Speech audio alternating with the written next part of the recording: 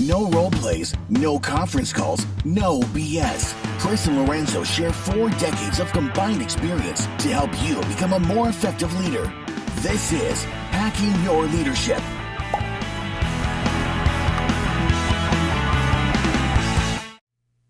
Welcome to Hacking Your Leadership. I'm Chris. And I'm Lorenzo. And Lorenzo, in this episode, we're going to be going over part 4 in this series we've been doing for the last few weeks on how to get noticed by your boss's boss. Again, this started as a listener question on the exact same topic.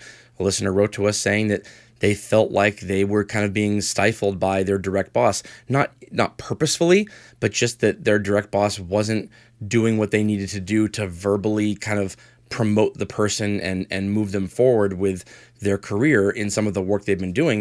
And they wanted to know how to kind of rectify that or to reach out to other people without it looking like they were kind of going over their boss's head, because their boss is the kind of person who would feel like that if they went over their head.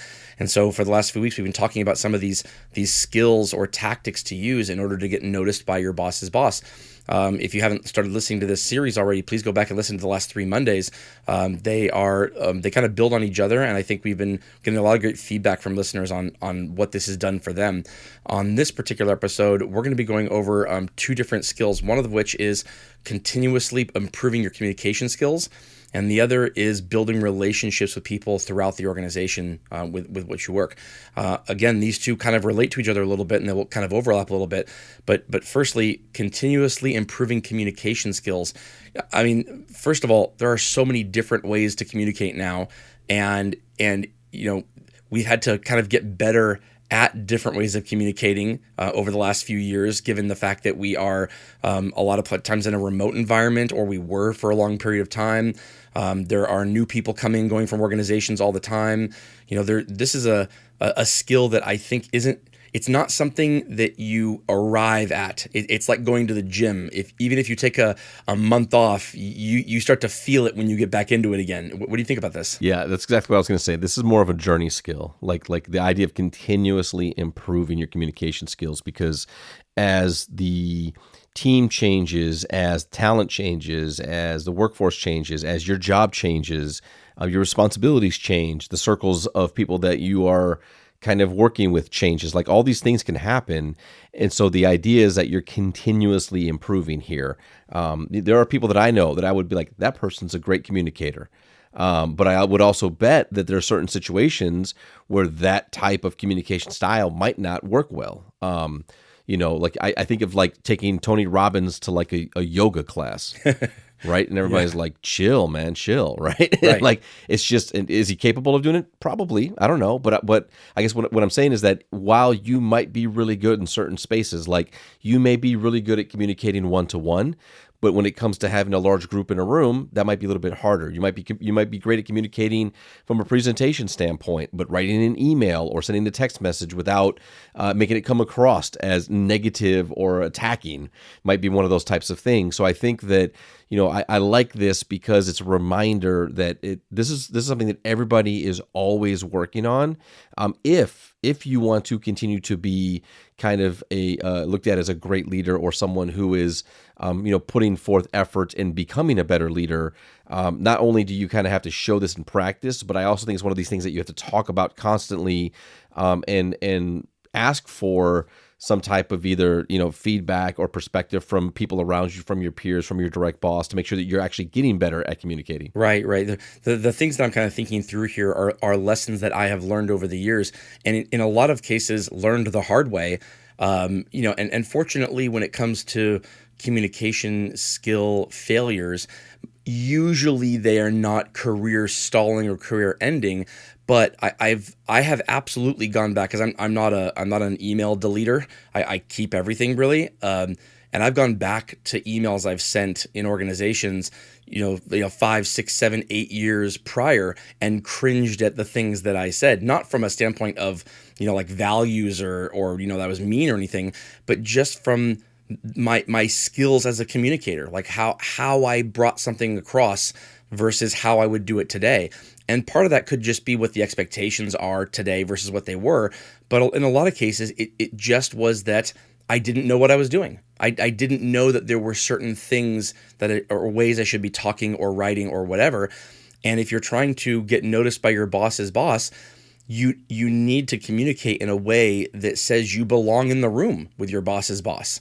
If you come off like you're communicating in the way that my children communicate with me, that's fine. I'll listen to them, but they don't get to make decisions on how the house is run, given the way they communicate. And there's a reason for that, right?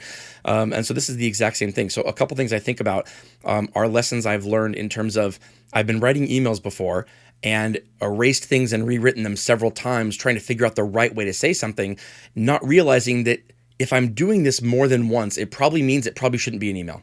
It probably means it should be a communication in person or over the phone or in some other medium. If you're trying to fit a square peg into a round hole in terms of the medium of communication that you're using, that's the first mistake that you can make as a communicator. So make sure that you're using the right form of communication for the circumstances. I had a mentor say to me once, don't ever write anything in an email in whatever company you're working for, ever, that you wouldn't feel comfortable having it just literally broadcast on Times Square in New York City, like just brought up on Times Square. That is a very, very high bar to reach. And it's the reason why I don't receive a lot. I didn't receive a lot of emails from that person, like ever. It was almost always verbal communication in person or over the phone, because most conversations that involve the nuance of leadership, they require those kind of things. And then there are communications that where email works right too. The other thing I can think about too is I went through a training probably more than a decade ago now on how different people view different ways of communications. And a specific example they gave was it showed two men walking together and talking and having a conversation, and they're walking next to each other and they're kind of talking while looking forward and listening to each other kind of from side to side. And then it showed two women talking to each other and they're sitting and they're looking at each other eye to eye, face to face. And it said that there are kind of subtle nuances that some people do that can come off the wrong way because they're trying to do the right thing and it comes off the wrong way. And so in a lot of men who communicate, they think that looking somebody in the eye is a method of saying, I'm above you, I'm dominating you, I'm over you. So they'll intentionally kind of look away and want to walk and talk at the same time because they don't want to come off that way. They want to come off as like that they are trying to be inviting into the conversation. And a lot of women look at a lack of eye contact during a conversation as not taking the conversation seriously.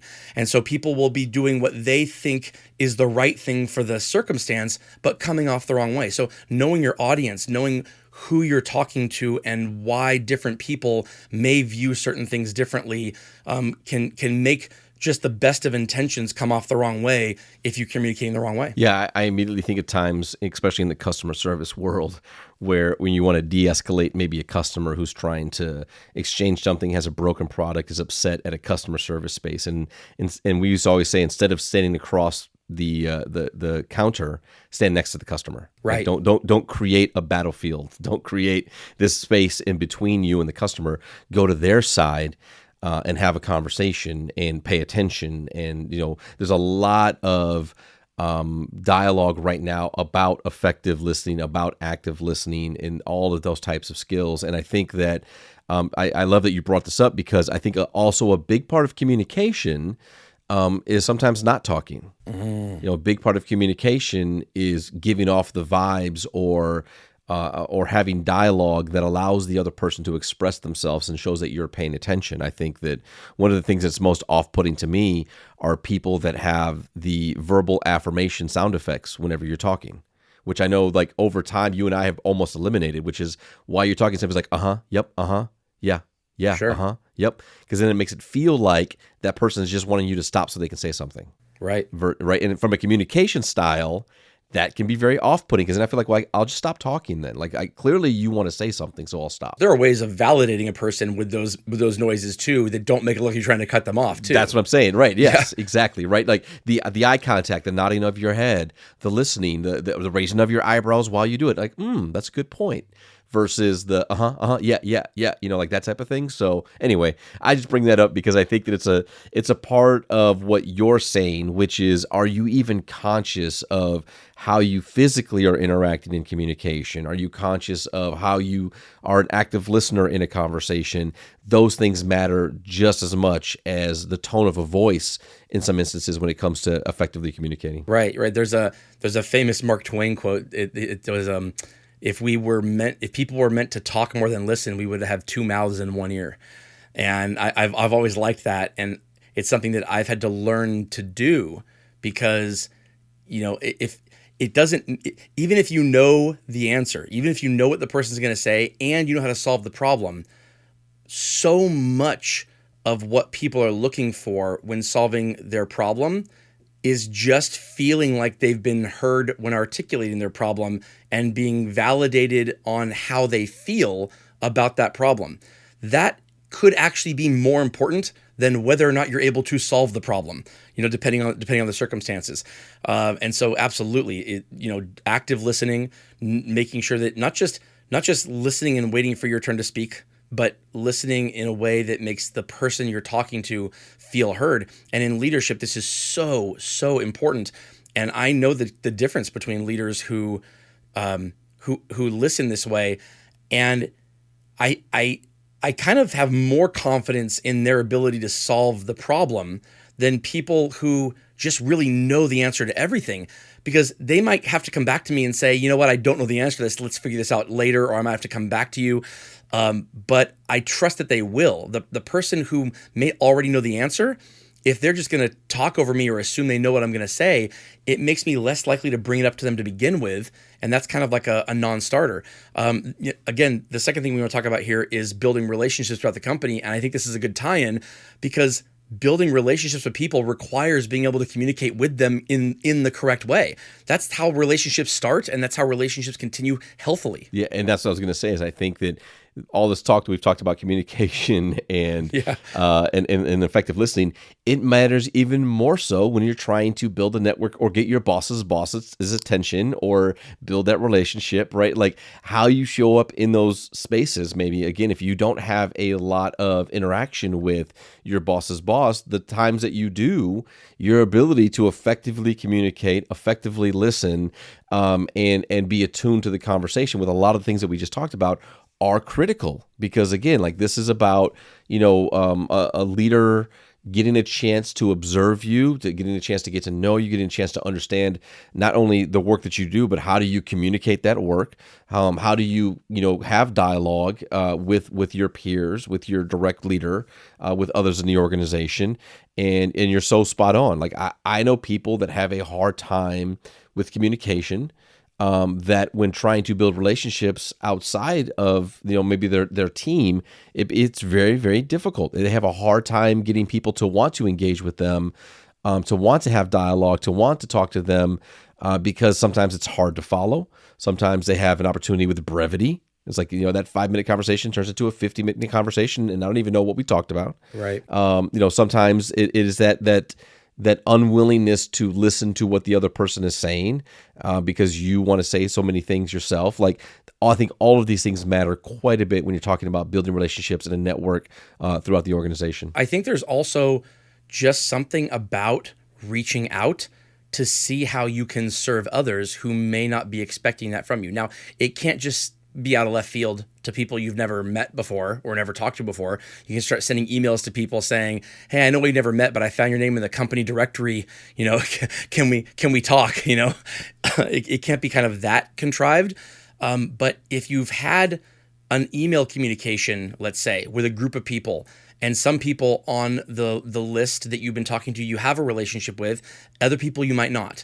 There's nothing wrong with sending an email that is unrelated to that chain to maybe somebody on that list who you have not worked directly with, to say, "Hey, I noticed we were on this same team together, that we just accomplished something and did great work," or whatever it is. I would love to make sure that that I liked the work that you did on that. I would like to have you in my network. Please reach out to me if there's anything I can do for you. Let's keep in touch, kind of thing, because it's amazing what just having people throughout your organization who have your name in their Rolodex, so to speak, having your name in their mind as far as like different people they associate with good work. That can do a lot because you never know who already has a relationship with your boss's boss, who's already going to be in a room with that person who might bring your name up as having done good work. And so, just this idea that, staying within the chain of command, so to speak, from a communication standpoint is never helpful. You really need to make sure people far and wide know your name. Even if you have the opportunity to be involved in a project on a very minor basis, something that maybe you're having a hard time finding the bandwidth for, and it's like, I don't know if I can tackle that right now. If it's with a group of people with whom you don't have a lot of relationships or work time with, try to find a way to get that in, because that can be a springboard to maybe the work itself doesn't matter a ton, but the relationships you form during the course of getting that work done will matter. And you'll continue to be able to bring those relationships back in for future projects, especially if you worked well with those people and got good work done. Absolutely. And with that, it brings us to this episode's 1 Minute Hack. But first, a few words from our sponsors. All right, for this episode's 1 Minute Hack, here's what I want you to do. I want you to go online and I want you to find some formal or informal communication training. These need to be relevant and recent articles, recent meaning written in the last 2 years, around how to communicate more effectively and better via email, one-on-one conversations, phone conversations, anything you can find that you can digest and use to improve your communication skills. And then next, I want you to find a communication buddy, someone in your organization with whom you have a great relationship already, someone who can give you great feedback that you can send practice emails or have practice conversations with, who can give you critiques on how to get better at that or how that felt to them. This person does not need to be someone who is better than you at communicating. It just needs to be somebody who has the ability to tell you honestly how what you said made them feel about what you were trying to get across.